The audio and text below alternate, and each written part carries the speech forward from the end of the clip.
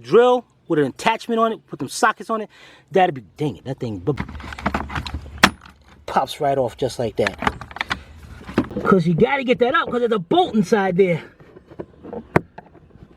Be right back. All right, guys, I noticed over here, if you can see right down in there, turn it over to the side a little bit.